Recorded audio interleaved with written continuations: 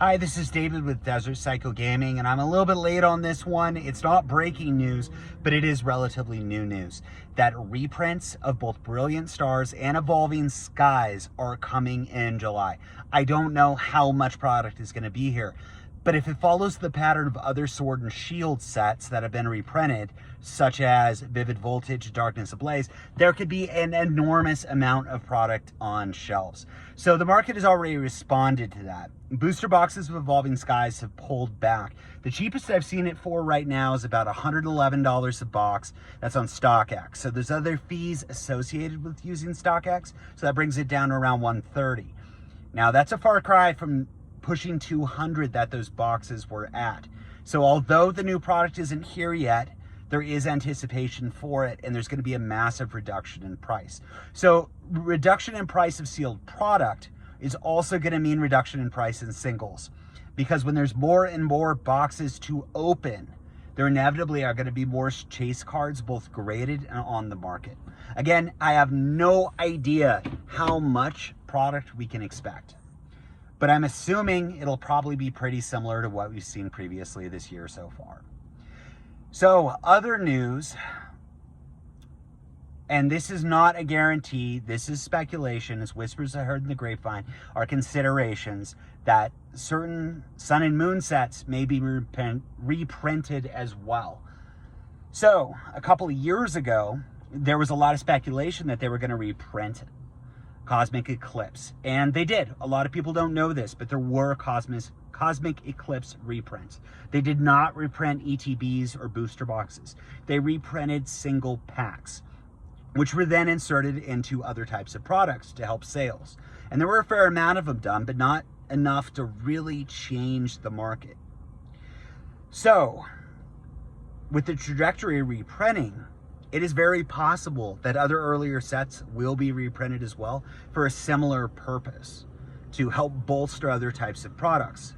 But in the economic climate right now that we're in, it would make sense to reprint sets that they know are going to sell, as opposed to speculating on what players may or may not like at any given time. And there are a few sets in Sword and Shield that will sell well. First and foremost, Team Up.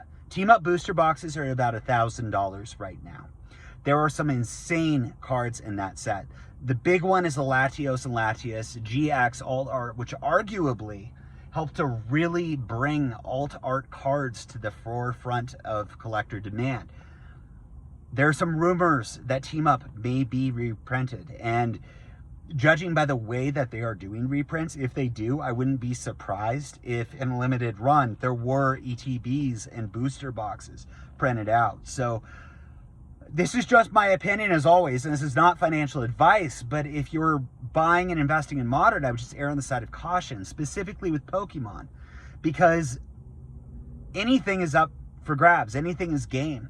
There's no sort of concrete legal guarantee that nothing will ever be reprinted. And when a company is looking to be profitable, reprinting can mean a lot to the primary market.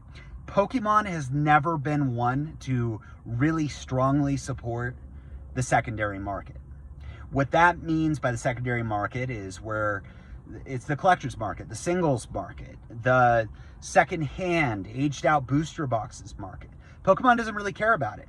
They care about it to the extent that they don't grossly reprint cards or really reprint cards or designs. Occasionally they do, but it's not a big thing. Yu-Gi-Oh! They do that, and that can be dangerous for investing in. Magic the Gathering does have a reserved list, so they respect the secondary market and investability in that sense, but there's just not that much in terms of modern cards, with a few exceptions, that really have a good, strong trajectory just because of print volume. With the exception of collector's edition boxes, but it's kind of a gamble, like most things in collectibles. MetaZoo, on the other hand, has focused on the secondary market. Being investable, having more elusive production runs is a big deal for them. It's part of their model. They're filling a market gap that other games are just not focusing on. And that's the secondary market and supporting collectors and investors along with players. So a possibility, if there is massive print runs that start getting pumped out of all these other modern sets, it's very, very possible that Pokemon earlier sets will go up in price, that these portfolios will kind of rebalance along with the market. But it's also possible that money will get shuffled into other things like MetaZoo. I'm really curious to see how all of it plays out. Short term, I think prices are going to take a dive, and the extent of the broader market dive is going to be contingent on two factors: how much volume is being printed of each of these sets, and then how many sets are getting additional reprints. I don't really know. It's going to be interesting to see. As a longer term play though, sets like Brilliant Stars and Evolving Skies, I think are going to have a lot of staying power. They're incredible. They have some insane cards in them, which I think are going to be desirable many years down the road. So if you don't have a lot of boxes, it is a good opportunity to be able to pick some up for sure and just stash them for later.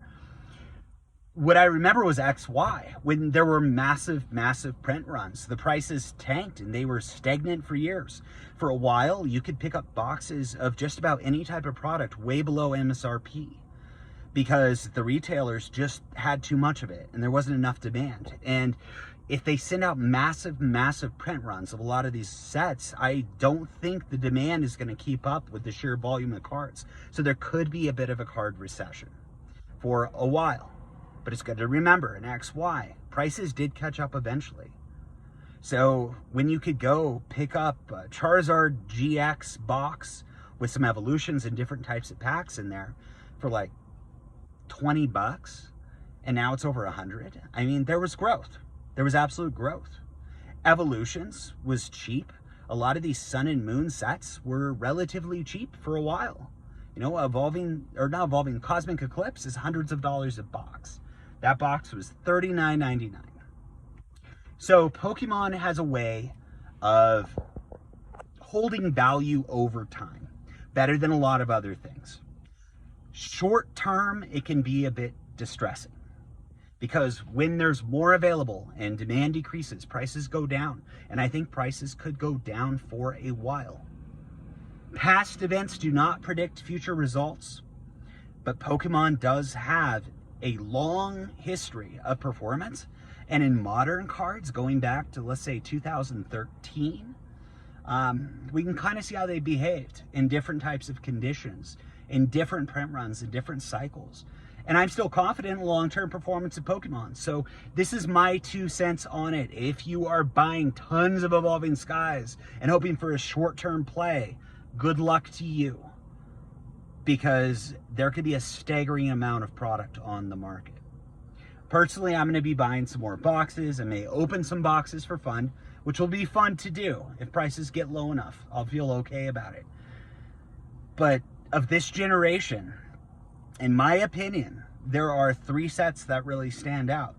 Non-special sets, regular sets, and that is Vivid Voltage, Evolving Skies, and Brilliant Stars.